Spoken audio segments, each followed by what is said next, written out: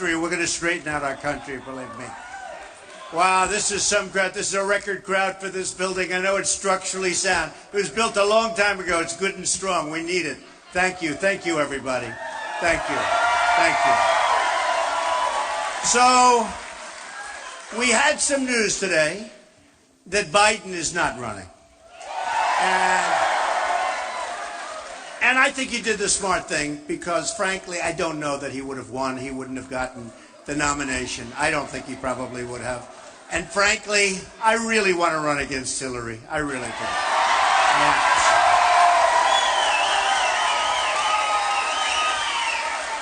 That's the one. That's the one I've been. You know, when you sort of like, if you have a baseball team or a football team, you sort of get your heart set on something.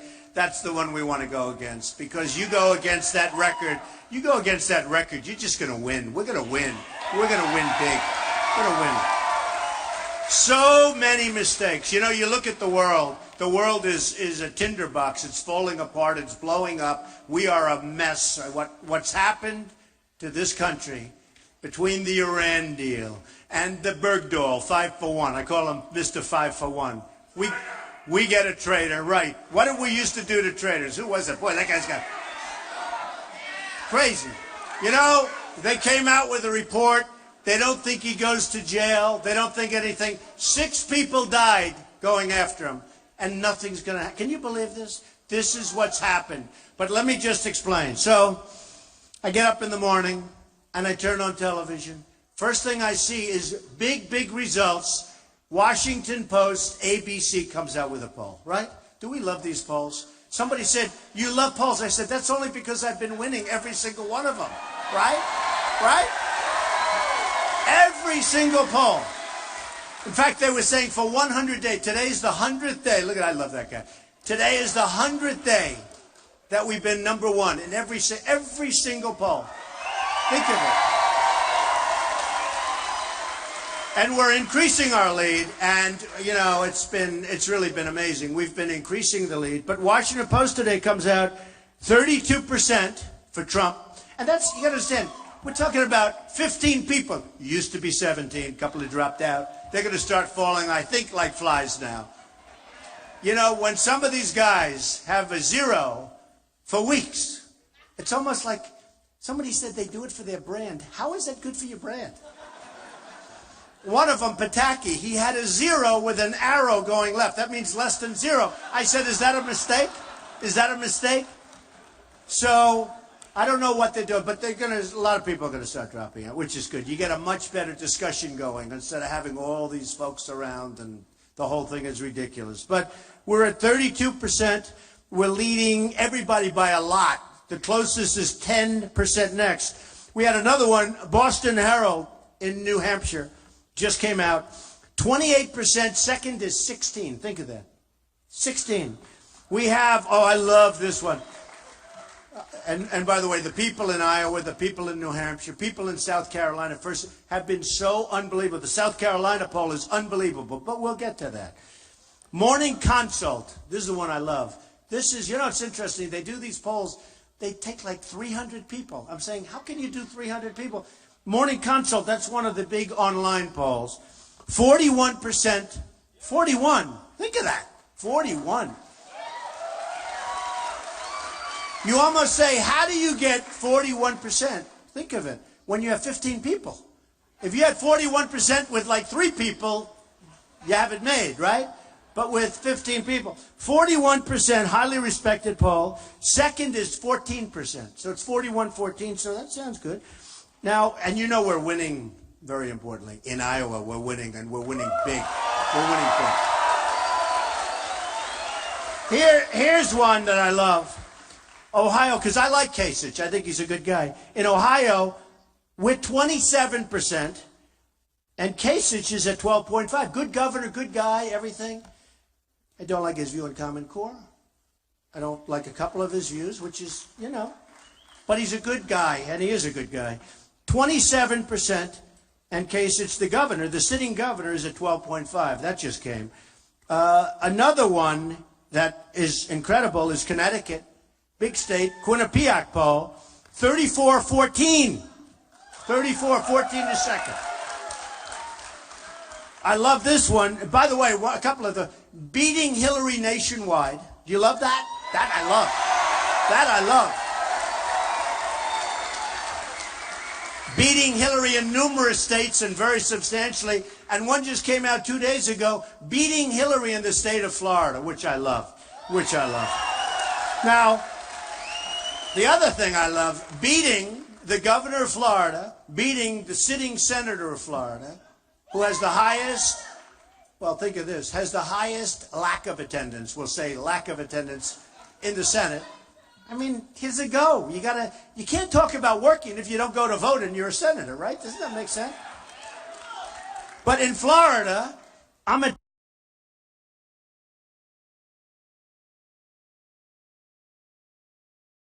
29%, and they're, I won't say, but they're really low. They're in the teens and less than the teens. And I tell the story where Rubio actually was a little below, and then he went a little above the governor, and they're in the 12s. And I tell the story all the time. I'm at 29. And the headline said, Rubio surges. I said, oh, what happened to Florida? It's true. I said, what happened to Florida? I was doing so well. And then I read the article. It says, well, Trump is at 29. Rubio surged past the governor. Big deal. Okay? Oh, boy. We have one here, 35. And by the way, Pennsylvania beating everybody. OAN, 35%. Great company, great poll. 35-17. I mean, we are just, I love these polls. And I say to people, when they always say, you love to mention the polls, nobody else does. I said, that's because they're losing. They're not stupid people, right? They're losing. Oh, I could talk about these suckers all night long. I love them. I could talk about them all night long. So, New Jersey, great. Now, Jersey, and I like Chris Christie. He's a good guy, but I'm at 32. He's at 5.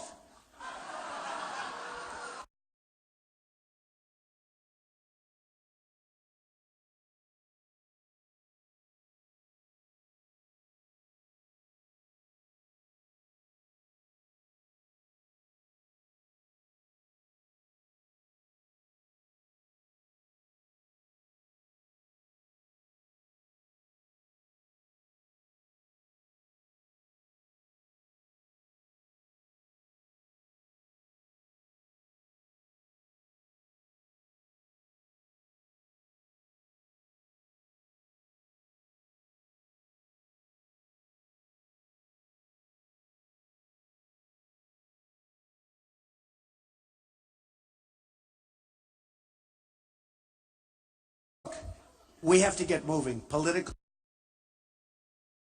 correctness, all of that. We've been hearing about that. I mean, political, it's true. I can't. See now, I love that. If I said that, they're going to be writing horrible stories about me all the time. It's so good that he said it. I love that. Feel free to interject. I love that. I can't, hey, believe me, I'm thinking the same thing. I say, can I say it? Beautiful, good. And I didn't tell you to do that, right? You know, the word Christmas. I was saying Christmas. I love Christmas. Do we love Christmas? You go to Macy's and you go to these stores. Macy's was very disloyal to me, by the way. You know, their little conflict when I started talking about illegal immigration, they thought it might not be politically correct. And now they don't sell my ties anymore. Big deal. They were very disloyal, very disloyal. And by the way, I know one thing. They wish they didn't do that because they would be selling more ties right now. Okay, not a big deal. But, you know, you got to find out. You have to find out who are your friends, who's loyal, who's not loyal. I love to find things. It's like a testing period. But when I mentioned the words illegal immigration, I was hit so hard by the media. Like Rush Limbaugh said, he's never seen anything like it. It was unbelievable. He used the word incoming. I've told you this. He used the word incoming. And I know what he meant because there has never been anything like it. And then they found out I was right. They found out I was right.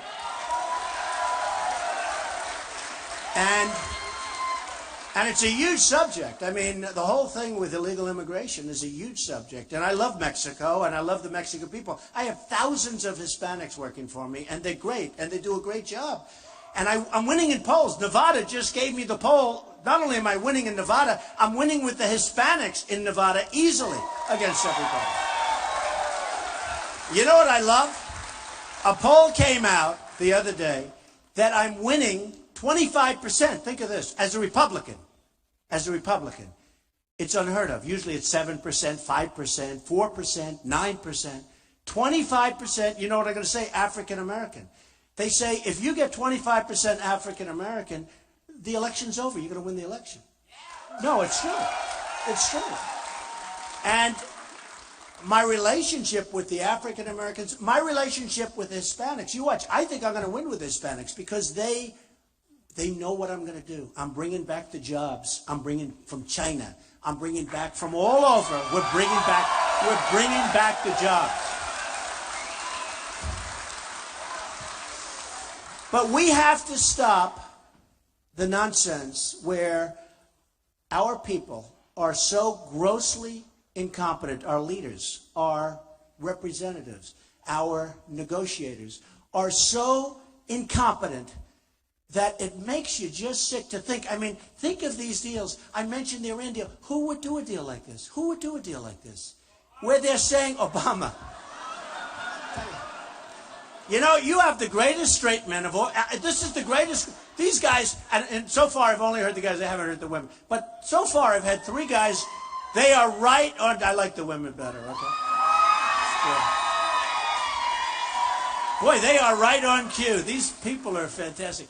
But who would negotiate deals like this? I mean, why and where and how does it happen? So I have great relationships with foreign countries. I'm doing deals. I do deals all over the world. We do great. We built a great company. You know, they said he wouldn't run. And, you know, it takes guts to run. It really does. It takes guts. It's not easy. It's not easy. But they all said he wouldn't run. And I looked at it last time. Romney let us down. He should have won that election. And he let us down. I mean, pure and simple. He choked. He choked. What happened? He went away for a month before the election. He starts building a garage for 9 cars in California.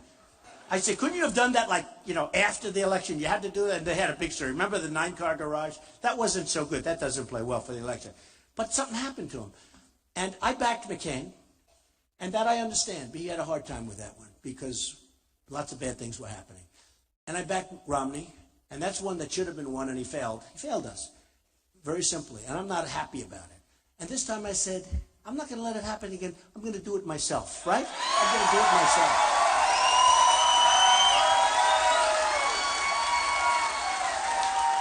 You ever, like, have a problem? I see the people in the audience, workers, hard workers like me. I'm a worker, but hard workers. And a lot of times, you know, you get people and you say, do it, do it, do it. It doesn't get done right. And then finally you say, okay, now I'm just doing it myself. That's what I'm doing here. I'm doing it. I'm going to do it myself. I'm spending my own money. I'm spending my own money. You know, today, Bush has one of his top people in Berlin, Germany, raising funds. Can you believe that? In Berlin, what are we going to give to Germany for this? Remember this. All of these people that are putting up money, all of them, they're getting a lot for it. I know these people better than I know anybody. The lobbyists, I've hired many of them. Some are great. Some are very talented. They get whatever they want. They give millions and millions of dollars. And they're going to spend hundreds of millions of dollars against me. And frankly, I just hope people understand. When you see these attack ads, they call them attack ads. They try and demean, they lie, their lies. But by the time you end up telling people it's a lie, the election's over. It's really unfair stuff. But they're going to spend hundreds of millions of dollars because this wasn't supposed to happen. Nobody controls me. I'm controlled by you people. I'm controlled by the people in the country. Nobody controls me. And I mean, you look at Jeb and Rubio and all of them. They all have all this money, and they spend it, and they're going to spend it. A lot of them. I mean, I'm reading these articles. I don't know. So far, everyone's attacked me has gone bing, and maybe that'll keep happening. But I've never had $150 million spent on me saying bad things. Okay, I've never had that happen. I will tell you, I'm a good Christian. Okay, remember that. And I told you about Christmas, and I guarantee if I become president, we're going to be saying Merry Christmas at every store. We're not going to be doing every store. Every store. The happy holiday, you can leave that over in the corner. Happy holiday, everybody. Enjoy it. But I'm saying Merry Christmas to whoever the hell wants to hear it. And that's not to knock anybody else. Other religions can do what they want. I think it's great. There's room for everyone. There's room for everybody. But for them to take away the word Christmas, and they're going further. You can't have the scenes. You can't have anything anymore. It's again, it becomes, like the gentleman said, it becomes politically correct not to use the word Christmas. That's not going to happen anymore, folks. It's not going to happen anymore. But when I tell people I'm Presbyterian, everyone says, you got to be kidding. Are you really? They like me more. It's always a nice thing to say. Usually I bring up the communion picture and I bring up so I love it. I actually walked on the stage last time with a Bible. People liked me much better. And it was my Bible signed by my mother with my address on it. And what they don't know is those days, everything was so nice. Nobody took anything. Today, you need addresses on things. You know, it's a little different. It's a little different out there. So we're going to do things differently. Here's one that I'm so happy about. Look, who is going to be the next president? Who's expected to win? Look at those charts. How beautiful. No, look at that. 42% say Donald Trump is going to win. Okay, 42%. 42%. Oh, I love it. Because we can do so much. We can do so much. So just to finish, hundreds of millions of dollars is out there. It's a terrible system. We have a terrible, complex system. Nobody even knows what it represents. The laws are so complicated. Nobody has any idea what it's all representing. But tremendous amounts of money are up there, and it's going to be spent. And it's going to be spent unfairly. It's going to be spent, I mean, it already is. It's being spent, you know, and I'm doing something different. Now, the last time I was in Iowa, we had a tremendous crowd like this. And I said to the crowd, do you want me to spend money? Because I feel badly. You know, when people want to give tremendous amounts of money and I'm turning it down, that hasn't been my history. You know, I don't turn down money. My whole thing was I take all of the money. But I said to the crowd, supposing I took everything. And they put money in packs, and they put money all over the place. And supposing I took it, and I promise I won't do anything. They all stood up and said, don't do it, because they understand it. They understand. When somebody gives $5 million to Hillary, or $5 million to Jeb, who is doing very poorly in the polls, I just looked at this poll, 5%? I think I'm going to stop talking about him. I sort of thought he was like going to be sort of a favorite. He's not doing so well. Who should I start talking about? I'm going to have to start hitting somebody else. I don't know. Maybe Rubio. Well, Rubio I talk about it. Look, I always say I have never seen a young person sweat like Rubio. Do we agree? I've never seen. He drinks more water. It's like he's like a machine. Drinks water, sweats, pours, gives a speech. Remember the State of the Union? He gave the retort. And he said, And, you know, it was bad if he had a glass. But this was a bottle of, like, Mountain Dew or something. It's on national, and I said to my wife, I said, did that just happen? And then I think about, like, think of Putin. Pretty tough cookie, right? Who's the best to deal with Putin? Trump or Hillary? I mean, give me a break. And I say to people, yeah, I mean, can you imagine Jeb or Putin? Oh, would that be easy for Putin? Putin is, you know, he's drooling, okay? He's drooling because he wants it so bad. But anyway, I think Rubio, so I'm saying, you have to be cool. You have to really be cool. And Putin's sitting, and Rubio's going to meet him, and Rubio walks in, and he's sweating, and he's pouring down. Putin's going to look at him and say, what the hell's wrong with this guy? It's true. He's not a good poker player, right? He wouldn't be good at poker. Hey, look, I'm sure he's a nice guy. I really don't know him, but I'm sure he's a very nice person. But we're beyond nice people. And I think I'm a nice person. I think I am. I'm a nice person. A woman said to me at a rally where we had, I think 9,000 people. It was incredible. It was in New Hampshire. She said, Mr. Trump, I'm voting for you. I love you. You're really the guy. You know. But do you think you're nice enough to be president? And I said, this is an election.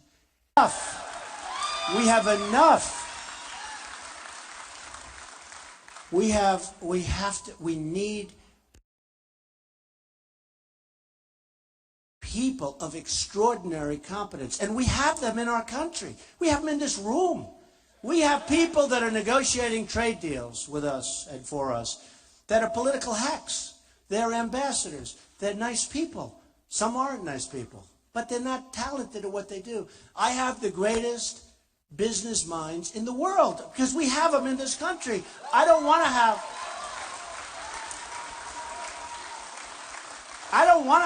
a nice, I want to have a really smart, I want to have a killer. I don't care. I want to have people.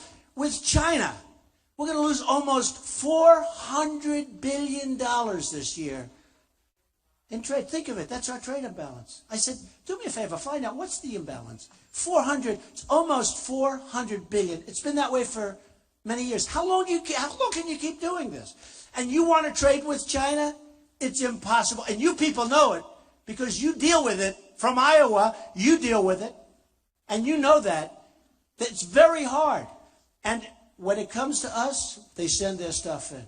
When it comes to us, we go that way. Taxes, tariffs. They don't like to use the word tax. They call it a tariff. And some of the tariffs are so onerous you can't do business. A friend of mine is a great manufacturer. He can't deal with China because they charge him so much. Now, I don't knock China. I have my tenants from China. I have people buy apartments for $35, $40 million in Manhattan from China. What am I going to dislike them? I like them. The largest bank in the world is a tenant of mine from China.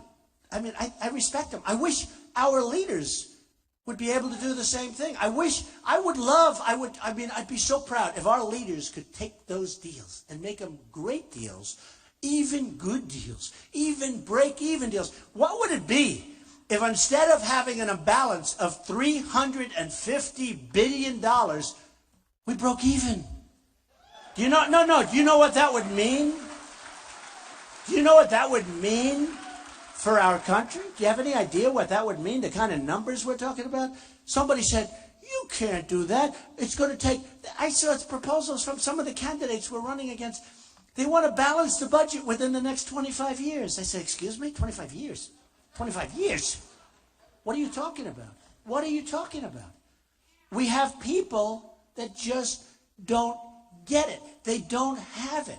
You know, it's like a great athlete. They have great athletes. For some reason, Dan Gable, great wrestler. Right? I watched him for so long. He went, I think it was like 189 and like practically like nothing. But whatever it is, I mean, nobody even knows. He works hard, but a lot of people work hard. But some people have the same thing with business, same thing with negotiation. I want to have the greatest negotiators. I know most of them. I come from an area of great negotiators. It's called Wall Street. I want these tough guys. Seriously, I want to put them to work for us. They don't want any money. They don't want money. I'm getting calls, now that I'm leading all the time, all these guys are calling, the biggest guys, the best. Some good, some not so good. Some want to get involved. Carly, I wouldn't want. I mean, what you did to that company, I'm not interested in Carly, to be honest with you. But no, seriously, I have the best negotiators in the world calling. Carl Icahn, great. He's made a fortune. He doesn't want money. He just wants to do it. I say, Carl, handle China. Good, I'll do it. Guess what? Lots of good things are going to happen, folks. Lots of very good things. But we have great people, and we don't use them. I always say, in Japan, we have Carolyn Kennedy. What does she know? And you know the story. Has anyone heard the story about Carolyn Kennedy? Right? From 60 Minutes. I was on 60 Minutes the other night. By the way, my stablemate was Putin. Right? And they got the highest ratings they've had in a long time, 60 Minutes. So I'm taking full credit for that. I'm not giving none. They had a huge rate. And then I'm doing Saturday Night Live next week. It's going to be good. Better watch. You better watch. It'll be interesting. I did it 11 years ago. The Apprentice hit #1, and they said, would you do Saturday? And here I am doing it again. And this time, so it's been an amazing period of time. But we need our best people. And I tell the story about Carolyn Kennedy. People love the story, but it's true. It was on 60 Minutes. She came in, and they're doing a profile of her because she's the ambassador to Japan. And they come in, and they have the cameras on her, and they say, how did you get the job? Well, I didn't have anything to do. And by the way, a friend of mine said he actually went to the tape, and he said, your imitation is almost exactly right. So I'm, saying it's pretty much right.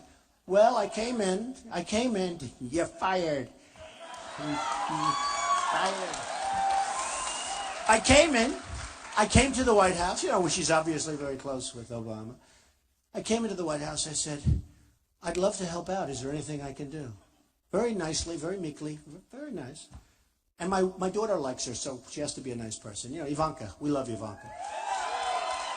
I could have her do some negotiating for us, believe me. Ay, ay, ay. She is tough. She is tough. But she's good. She's got a great heart. But Carolyn Kennedy comes up and she goes, well, I said, do you have anything for me to do? I have just nothing to do. Do you have anything to do? They said, would you like to be the ambassador to Japan? She goes, really? You mean that? She couldn't believe it. So now she's the ambassador to Japan, and they have her on 60 Minutes where she's being wined and dined by Abe, who's a killer. He's a great leader. He's the best leader Japan's had in a long time. They're doing big devaluations of their currency. They're killing us. They're killing us. And she's a negotiator. I don't want that. I want Carl Icahn. I want Henry Kravis. I want these guys. I want the right people. I want the right people. I don't want that.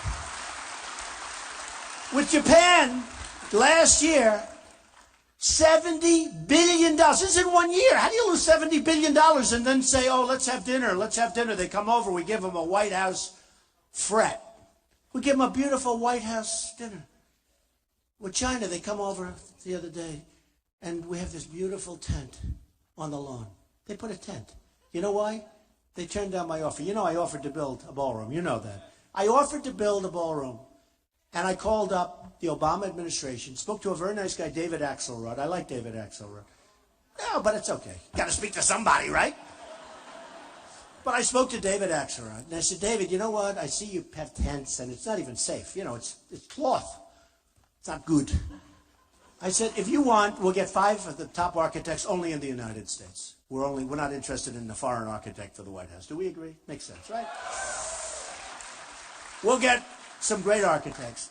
And we're going to design 5 ballrooms, big ones. It's going to cost me $100 million to do it properly, like I'm doing at the old post office site, which is going to be great. We're going to design 5 ballrooms by 5 different architects, put all your people in charge.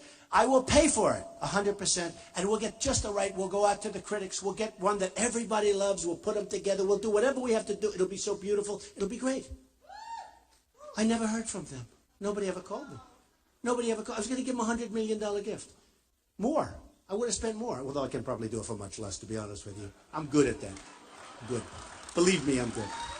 But I never heard back from David. He never called me back. He never called me back. And I said, I didn't mind. I don't mind saving $100 million or something. But I said, I was just in this mood. I said, it doesn't make sense. You have these big state dinners, and they're in tents. And I guarantee you the guy that owns the tent, because I don't think it's owned by the White House folks, meaning us. The guy that owns the tent is making a fortune, okay? Can you imagine? There's no negotiation. How much is it? Well, that'll be $3 million so that we can, oh, that's okay. The tent is rotted out. It's old. It's falling down. It's worth $10. Probably gets a fortune. I'll tell you, now, this is a story that they deny, but I don't deny it. So, in the Capitol, the Rotunda, they're doing a big scaffolding job, right?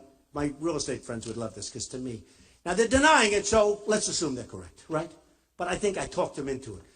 So I heard they were going to I have pretty good authority. I'm building a big, big building on Pennsylvania Avenue, the old post office. And how did I ever get that property? The most sought after property. How did Obama get it to me? Everybody wanted it, including the Pritzker family.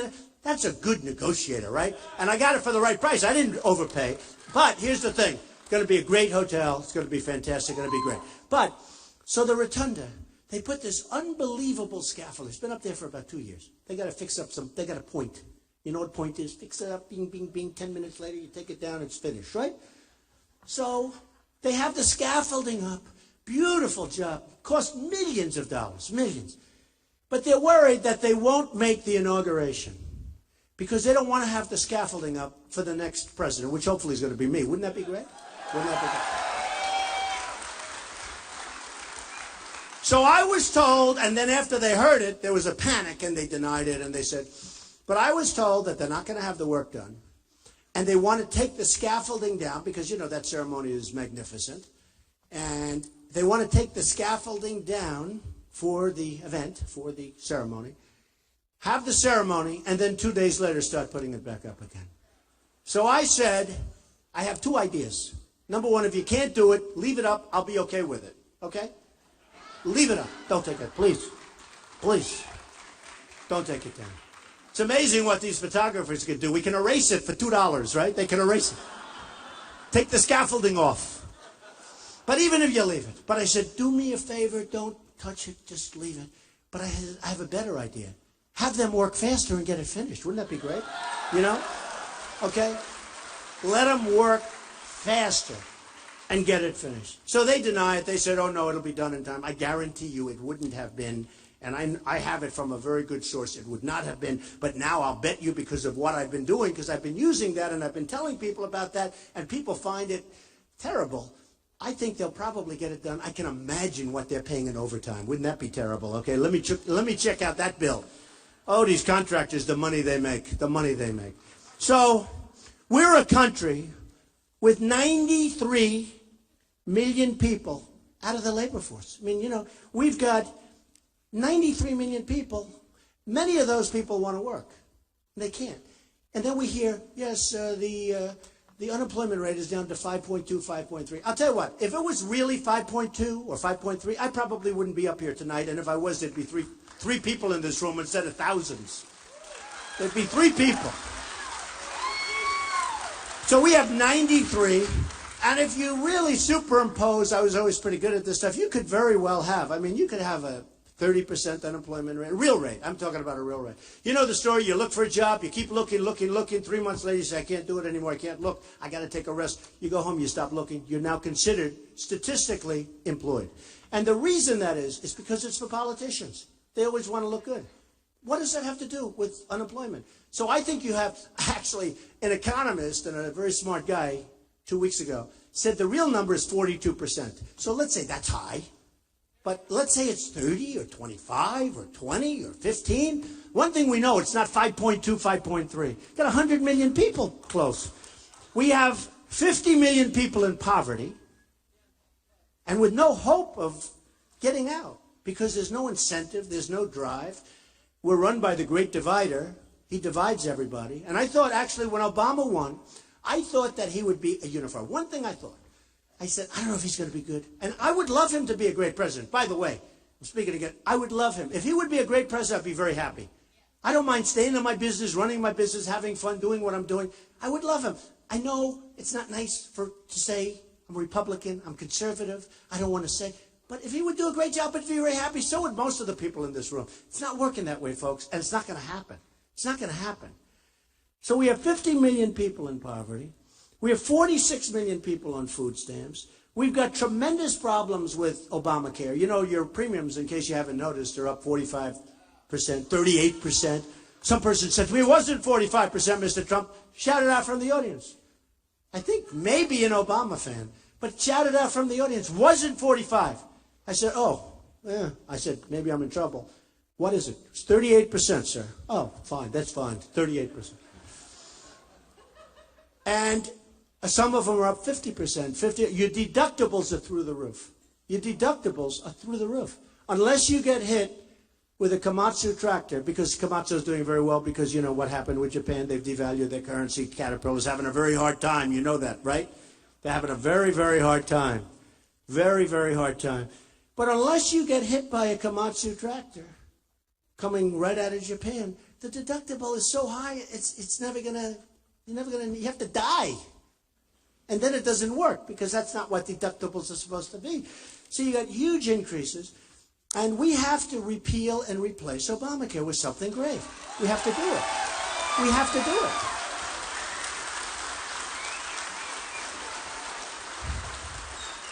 A country isn't a country unless we have a border. Do we agree? We're going to have a border, and people are going to come into the country, but they're coming in legally. They're not coming in illegally. They're coming in legally. And we're going to build a wall. It's going to be a great wall. It's going to be a wall that really is effective. Walls do work. You can look at Israel. You can look at different places. Walls do work. But you can't have walls that are fences this tall. Did you see the picture? Did you see the picture in Time magazine a couple of weeks ago where they're driving drug trucks over a little wall? They built ramps. And the trucks are going over back and forth carrying drugs and things. I mean, what's going on? What's going on? We have tremendous drug traffic coming into this country. And they just come in unabated. I mean, it's just unbelievable. And we allow it to happen. We're going to have a wall. We're going to have a great wall. And Mexico's going to pay for it. And remember I said that. Just remember I said it. And just so you understand, I love Mexico. I love the Mexican people. I respect the Mexican leaders. But they're much smarter than our leaders. Much smarter. They're getting away with murder. They tell me that. They tell me that. China. I have the richest people in China. They're friends of mine. They tell me everything. Of course, now they're not being so open. Now, I was only kidding a year ago. They didn't know I was running for president. It's true. They didn't know I was running for president. But Mexico, if you don't think they send people in, Kate, beautiful Kate from San Francisco, shot in the back by a man that was pushed in my opinion, pushed in 5 times, maybe 6 times, maybe 8 times. Nobody even knows. But he wasn't supposed to be here. And he shot her in the back. 3 weeks ago, you had a woman raped in California, a 66-year-old woman, a veteran. And by the way, we're going to take such great care of our veterans because they are treated so badly. So badly. We're going to build our military stronger than ever before, so strong that nobody's messing with us. Nobody. Nobody's messing with us. And we're going to take care of our veterans, who, by the way, are not treated as well as the illegal immigrants. They're treated better. The illegal immigrants are treated better. They're treated better. So we're going to change things, and we're going to change them so fast, and we're going to change them so good. And you're going to have victories. You're going to have so many victories. When was the last time, and I say it, I love saying it because it's so sad, but it gets the point across. We don't have victories anymore. We don't win anymore. When was the last time we won? We lose to China, to every place. I mean, does anybody come from any exotic country? Because I guarantee we lose to them too. We lose to everybody. But you look at Japan with the cars. They just pour off these massive boats. I was in Los Angeles 3-4 weeks ago. I never saw ships this big. And cars are just pouring off the ships. Pouring off like they're going so fast. Boom, boom, boom. No tax, no nothing. Not going to happen anymore. It's not going to happen.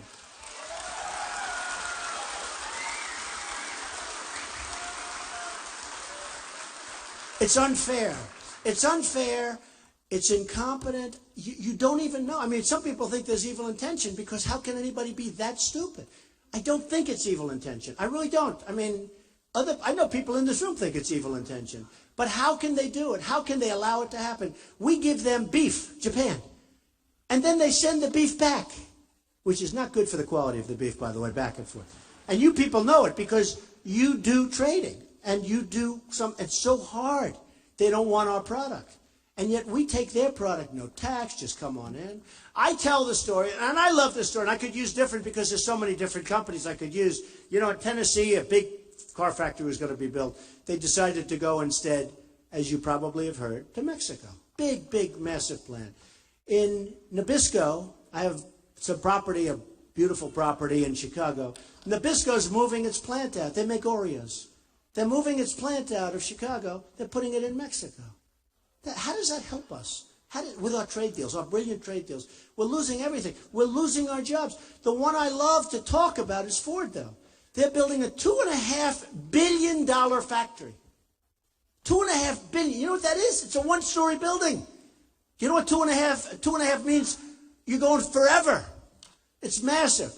They're going to sell cars, trucks, and parts. And they're going to sell them into our country. Now, they're taking and they're going to close places in Michigan and all over the country. And I don't want that.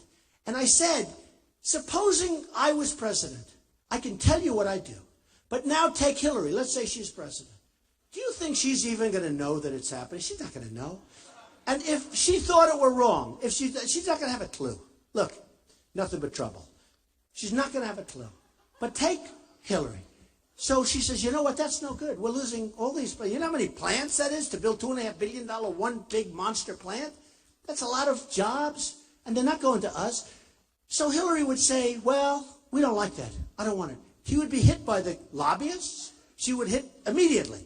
She would be hit by Ford lobbyists. She would hit by Ford special interests and Ford donors and people that own Ford stock. And within 10 minutes, she'd say, oh, it's okay. I'll be hit by people, but they won't even call me because they don't have a chance. It's over. It's over. It's over. It's over. And I would tell the people at Ford, I don't want you to do that. I don't want you to close your plants. I want you to build new plants. You don't have to have the old ones. And I don't care. It can be anywhere, but it's got to be in the United States. And if you're not going to build them, then we're not going to allow cars and trucks and parts to cross the border with zero tax after what we've suffered through. We're not going to allow it. We're not going to allow it. I mean, the way our country's run, if it doesn't happen to be me that wins, you know what's going to happen? They're going to build a plant, and illegals are going to drive those cars right over the border. I'm telling you. It's going to cost them nothing right over the border, and then they'll probably end up stealing the car, and that'll be the end of it. We have got to get smart.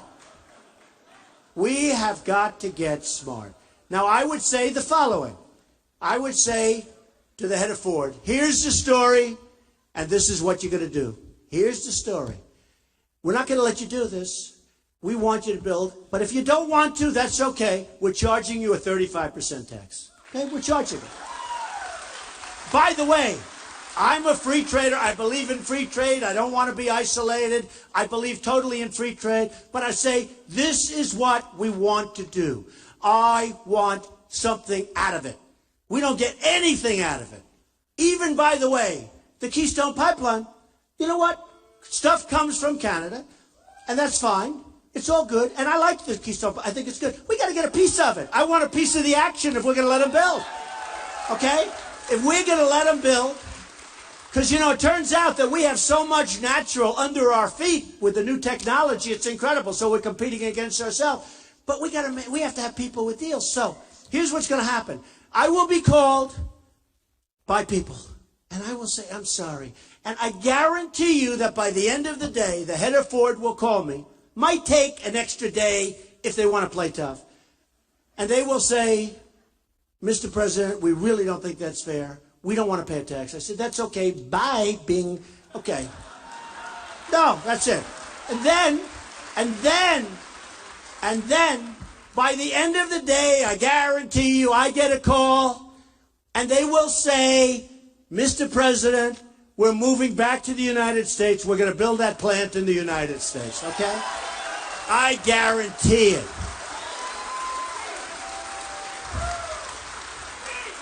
And by the way, that one's so easy, I wouldn't even waste the time of my negotiators to be it. That one's too easy, okay? That one, believe me, is so easy. Same with Nabisco. And again, Mexico, great. I just don't want them taking all our business. You look at what happened to New England. I mean, the business that poured out of New England. With all of that happened, the business that poured out is unbelievable. You see factories all over the place. Some are converted to apartments and they're converted to other things, but the apartments don't bring in the rate. That's for sure. We need jobs. We don't need apartments. We don't need apartments. I have apartments. We need jobs. We need production. We need factories. We need our jobs back. Now, China, they devalue their currency. They're killing us. It's impossible for our companies to compete. 3 weeks ago, they did the biggest devaluation of their currency in 20 years. They say in 2 decades. And that wasn't supposed to happen because they've been devaluing it all along. And they are just absolutely destroying us. A friend of mine bought a plane, okay? He wanted it to be sent to China. He had to pay a massive tax. He ended up losing a shirt. I was happy because he's a rich guy. I don't care. I couldn't care. He had to pay to get the plane into China. He had to pay a fantastically large tax tariff He had to pay. He couldn't believe it. I won't even say the number because I still can't believe it was a number that was so large it wouldn't make any economic sense. Because they don't want planes that are built here. They don't want other things that are built here. They charge. You can't get your stuff in there tax-free. You can't even get in there. But if you do, you can't. It's unfair. And that's why we're losing almost $400 billion a year. And they look at us and they say, they are the dumbest human beings on earth. It's true. That's not going to happen anymore. Boeing just placed a big order. They're buying 300 Boeings. Beautiful plane. I have one, so I like it, But it's great. 300 planes. But you know what they're doing? They want all their technology. They want them to build factories in China. They want the planes manufactured over there. Boeing's going to start building massive plane assembly plants and factories for the production of aircraft in China. Why? Why? That's not good. In South Carolina, they have Boeing. In Seattle, they have Boeing. I want them to expand here. I don't want them to do that. I don't want them to do that. So I passed a tax bill, and we put it through everybody, and everyone loves it. We're lowering taxes substantially. We're the highest taxed nation in the world. We're bringing corporate taxes and small business taxes down 15. We're bringing them down to 15%. That's right. We're simplifying the tax code. We're going to have 4 tranches. It's going to be so beautiful. It's going to be so dynamic. It's gotten some great reviews. You always have somebody that doesn't like it. We don't like it. But we have to do it. You have corporate inversion. Nobody knows what it is. Companies, big companies, have trillions of dollars, 2.5 trillion, offshore, out of the country. They can't get the money back in. And to show you how paralyzed Washington is, the Democrats and the Republicans want to bring that money back. That's been going on for 4 years. They can't pass the bill. Everybody agrees. They want to bring the money back. It's too complicated and it's too expensive because the tax is so high. I want the money to come back. It's part of what I'm doing. And that money, trillions of dollars. Now, the 2.5 trillion, I think, is a low number. Nobody even knows what the number is. It's massive. But a lot of companies are going to be leaving the United States to go get that money. They are going to now move out of the United States. And these are big, strong, powerful companies with thousands and thousands of jobs. And they're also going to get a better tax deal. So they're going to Ireland and they're going to lots of different places. And it's called corporate inversion. It's going to be the biggest problem unless we have competent leadership. And the amazing thing about this one is everybody agrees. But they can't get it signed. They can't get a deal. And they all agree. And this is what we have. We have total gridlock in Washington. We have people that just don't have it. They shouldn't be doing it. And the amazing thing, and you've seen it, people get elected. And they're strong and they're tough. And they go to Washington. And they're very conservative. And we're going to get rid of Obamacare. And we're going to get rid of this and that. And we're going to bring the money back into... And they go to Washington. And all of a sudden they're in this gorgeous building. Maybe even nicer than this one. They're in this gorgeous, beautiful columns. The beautiful ceilings. Everything's so beautiful. They look at their wife or they look at their husband and say, oh, this is incredible. We've made it. Look at this. And they become nothing. They get elected. They get elected to make things right. And they get to Washington and they become, he said it, wimps. They become, something happens to them. Something happens to them. So they want to stay there. You know what happens? They get good at getting reelected. That's all they care about. One thing I can tell you, I get to Washington, it's not going to happen to Trump. Not going to happen to Trump. It's not going to happen to Trump. So we're going to take care of women's health issues. Women have lots of issues where they have the tremendous health care issues, tremendous, that people don't even talk about. We're going to take care of women and women's health care issues. We're going to take care of so many different things. We are going to make our country rich again. We have to make it rich. Somebody said to me, but that's not really nice to say rich. Well, unless we're going to, right, we owe $19 trillion. We're third world. You look at our airports, our roads. You look at everything. We're third world. I go to Qatar. I go to these places, these incredible exotic places. I see airports. We don't have anything in our country like it by a factor of 10. You see airports in Dubai. You see airports in China. You see airports in Saudi Arabia. You've never seen anything like it. We come home, we land at LaGuardia with the potholes in the runway. It's true. They say you can't land, sir. They're fixing the potholes. It's true. It's a disgrace. We used to be emulated. We used to be the ones that people would look up to. We have the greatest resources. What we have is the people. We have really smart people.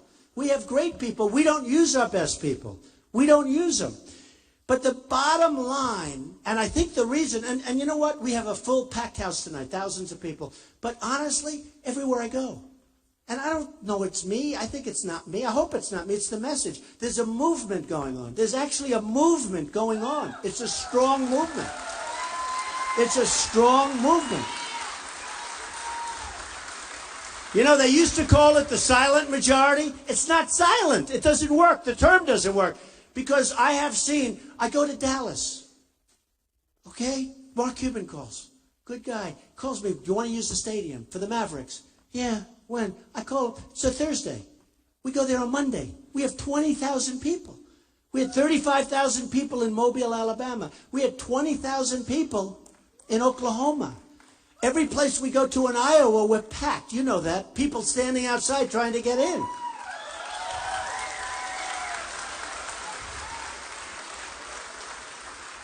It's been an amazing moment for me. A friend of mine who's a very successful guy said, how many people are you speaking tonight? I don't know, 4,000 people, a lot. He said, and that's a small group. That becomes like 4,000 is a small group. He said, how do you do that? Do you write speeches? I said, no, I have a great memory. But I said, more than memory, though, much more. I have a heart. I know what we have to do. I don't need teleprompters to tell us what we have to do. I don't need it. You know? We come into this room and you know, people, they come up, and I see it all the time. I see the people I'm competing against. They get up, and they're more worried about the teleprompter angle. Do you have the angle? Then they get up. Good morning, ladies and gentlemen. Bah, everyone's falling asleep. It's brutal. It's brutal. But that's what we have. We can't have that. We have a teleprompter president. We can't have that. We need somebody that can do the job. A friend of mine just got back from Shanghai. He's in Shanghai. He said, Donald, I've never seen anything like it. What they're doing there is unbelievable. He sends me pictures of cranes on every corner. Stuff. I mean, everybody going crazy. There's nothing like it. And I could name so many other places. It's not happening with us. It's not happening. It's the opposite with us. Everything's leaving. Everybody's laughing at us because we're led by people that don't have it. And it's not going to happen any longer. And that's why I'm doing this, folks. That's why I'm doing it. Believe me.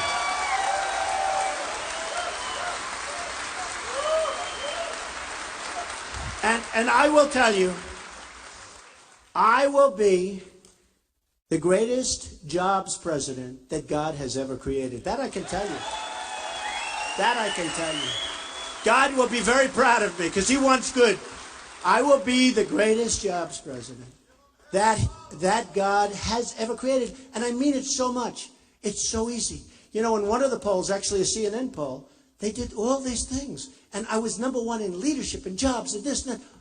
And I said, why? Those are important things. We will do something that's going to be so spectacular. Now, I always say, and the whole theme of what I'm doing is make America great again. Again.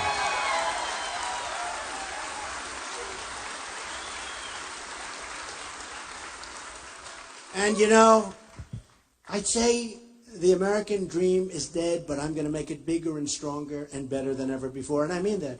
The American dream is dead. It really is, with the regulations and the problems and all of the problems that this country has.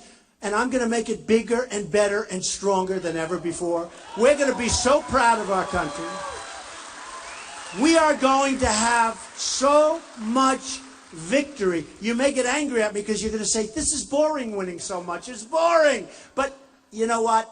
That's never going to happen. We're going to win so much. We're going to have so many victories. We're going to win on trade. We're going to win with the military. We're going to have, think of it. I watched the other night a general being interviewed. Sad. He's leaving. He's retiring. What do you think of ISIS? Oh, it's very tough. It's very tough. Very tough. ISIS is very tough. 50,000 people. Very, very tough. I said, boy, that's sad. Even if it was tough, he shouldn't be saying that. Besides that, what's the general doing on television being interviewed? Why is a general being interviewed?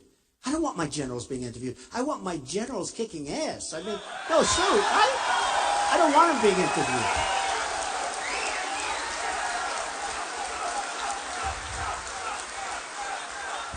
I will find the General Patton, or I will find the General MacArthur. We have them. We have them.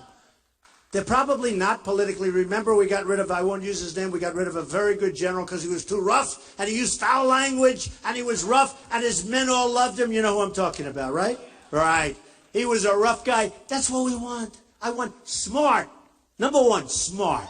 But we want tough. We want people. So when I see, as an example, President Obama, we will be leaving Iraq. We should have never gone in all fairness, okay? We spent $2 trillion, thousands of lives, wounded warriors who I love all over the place. We got nothing. We took nothing. Remember I said, look, you shouldn't have gone in because you destabilized the Middle East. But now if you're getting out, keep the oil. You know where's the oil now? Iran and ISIS has the oil. Remember they said how mean I was because I said keep the oil? Remember they said, everybody, all the pundits, the great geniuses on television, well, Trump will run, but he won't do very well. He should be out within 1 week. Well, you know, I've been on top a long time, folks, a long time. But these same geniuses, these same pundits, I call them the talking heads, right? These same pundits on television, they said, well, you know, you can't keep the oil because this is a sovereign country. It's Iraq. Iraq is a sovereign country. It's broken up. Nobody knows what the hell. There is no Iraq. You know what's happening to Iraq? Iran is taking over Iraq because we were so stupid. We ruined it. And what happens now,